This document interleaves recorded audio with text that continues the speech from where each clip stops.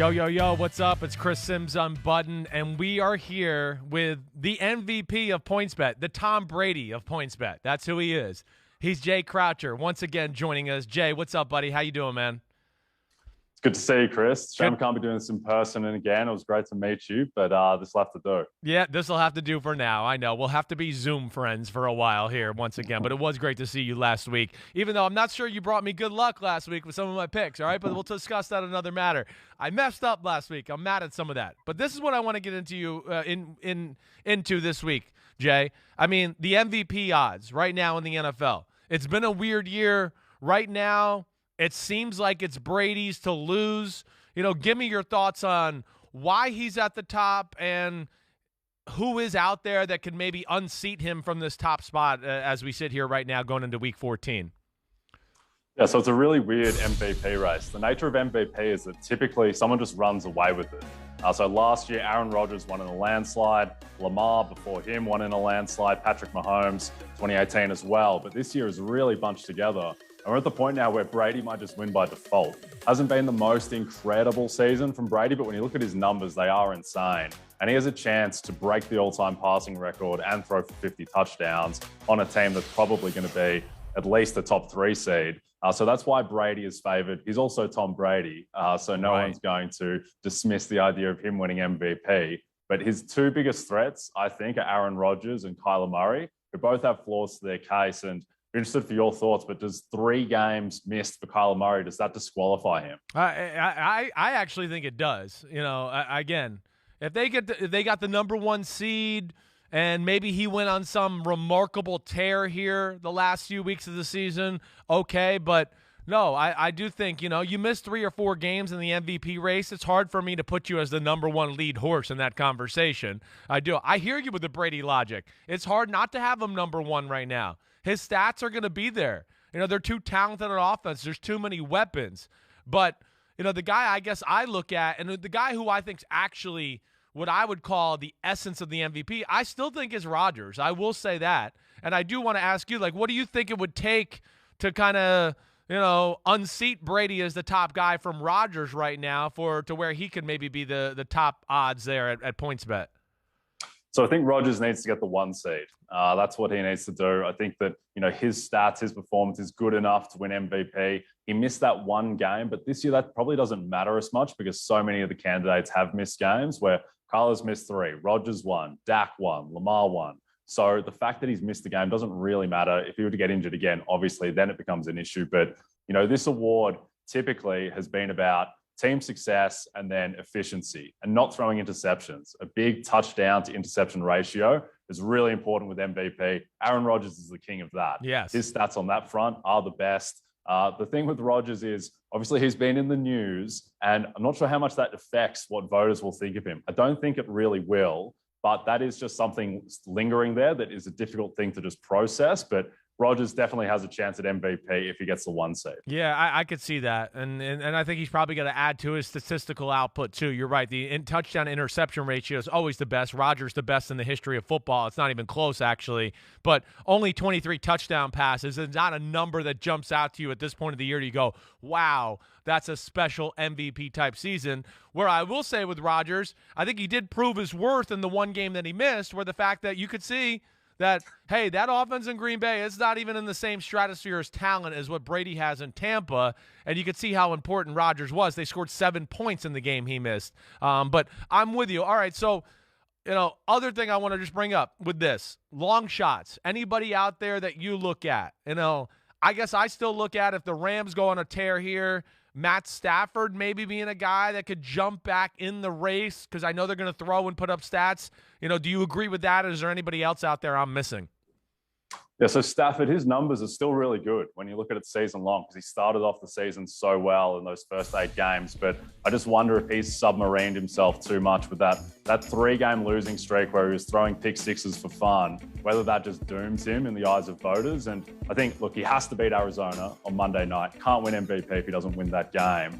And so I think he does have a pathway because the numbers are so good, but he might need to win the division, which is a really tall ask at this point.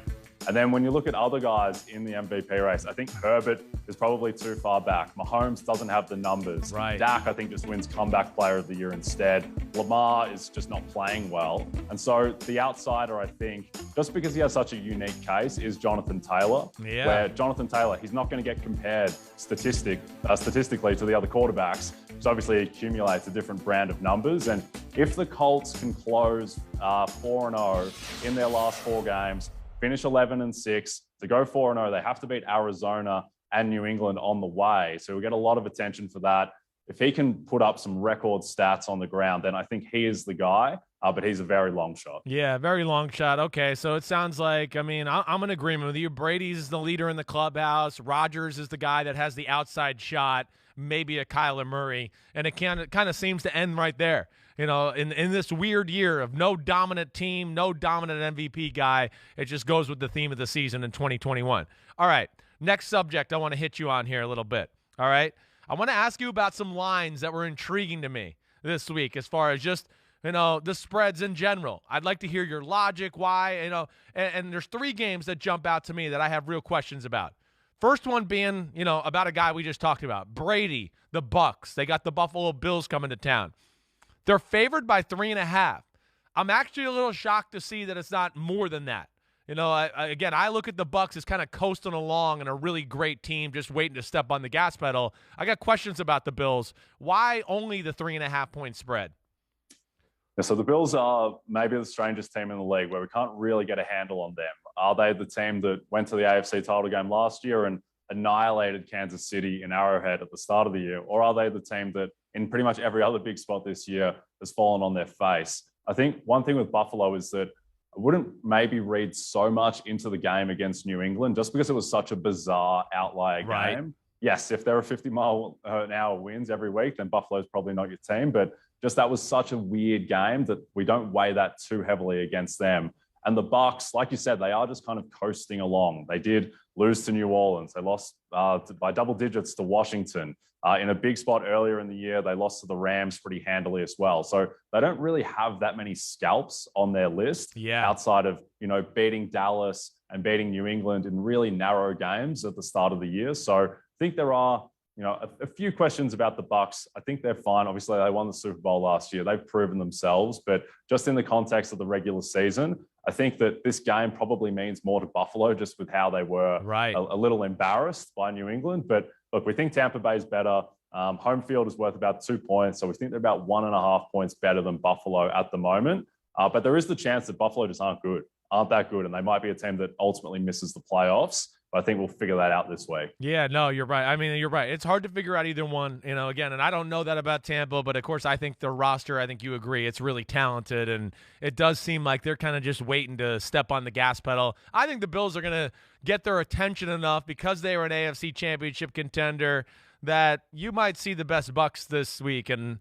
I don't know. I'm just saying I kind of like the Bucks in that one. All right, next one I want to get to.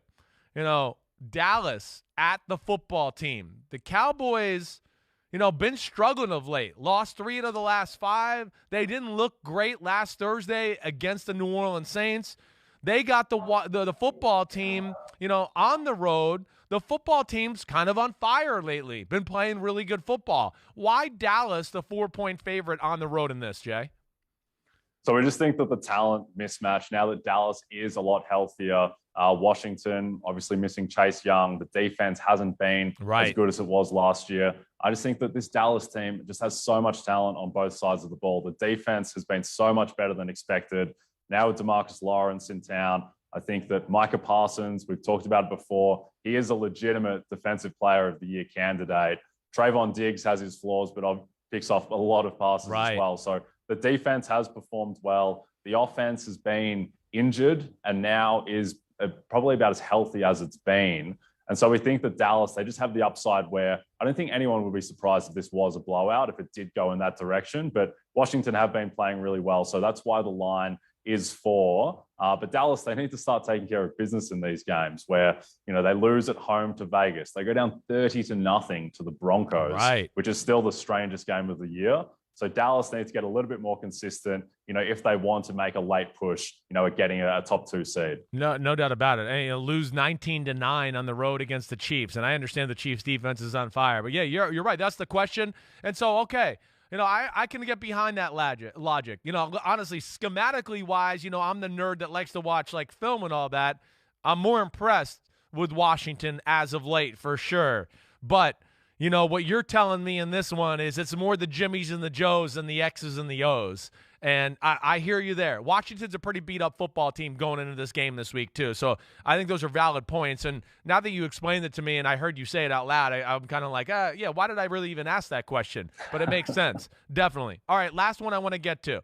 This one, I just want to know how you go about this, because there's so many crazy variables in this one. We got the New York Giants going out to L.A. to play the Chargers. There's injuries and people missing everywhere. The Chargers got the COVID issues, Chris Harris, Mike Williams, Keenan Allen. They got a few injuries. The Giants, we think it's going to be Jake Fromm. Daniel Jones was a limited participant in the Wednesday practice, so we don't know for sure. Barkley's got an ankle injury. I guess I just want to say, how do you guys go about making the donuts on a line like this with so many different things going on here? Yeah, like you said, it's just a complete mess. And there's not much to hold on to in this game. But the one thing to hold on to is that Justin Herbert is still there. And that's what explains this line. That's why it's so big. We think that Herbert is one of the 8 to 10 best quarterbacks in the league. We think he's elite. That Chargers offense it really found itself against the Bengals. They showed how explosive they could be. Obviously, a lot of those explosive elements are going to be on the sidelines, but Herbert is the main one, and he's still there against this Giants team that is really sputtering, and obviously their quarterback situation is big trouble. And so that really is just what we're holding on to here, is just the quarterback mismatch, and that's why the line is where it is. Okay, so next question I just want to ask you about that game. All right, if a Daniel Jones does play, or even a Mike Glennon clears concussion protocol, how much do you think that'll affect the line ultimately when it comes to Sunday? It affects it significantly. Daniel Jones in particular, just the gap from him to Fromm or Glennon is multiple points. And so you'll probably, with all the Chargers injuries, you probably see that line drift more towards, it'll get shorter than a touchdown, certainly. Glennon was not particularly impressive last week. So right. I think that the difference between Glennon and Fromm probably isn't that much. But if Jones was able to play, then all of a sudden the quarterback mismatch, while there still is one, it's not nearly as severe. Right. And then all of the Chargers sideline players, that really comes into play a lot more. So we would definitely shorten the line if Jones is on the field. Gotcha. All right. So it sounds like if it's Glennon, it'll probably still be 8.5. If it's Daniel Jones, maybe we get to 6 or 6.5. Ballpark. Definitely. I know I don't want to put you on the line there. You don't know yet, but yeah. Okay, that's good to hear. I mean, that's why you're the man. That's why PointsBet just pays you big money. You are the Tom Brady of PointsBet. And I appreciate you hanging out with me every week, Jay. Thanks for all the knowledge, man. Be good. Have a great weekend and enjoy these games. Appreciate it, Chris. Have a good one. All right, buddy. See ya.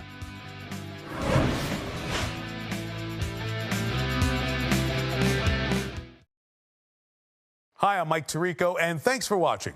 Make sure to hit subscribe for the latest news and highlights from NBC Sports.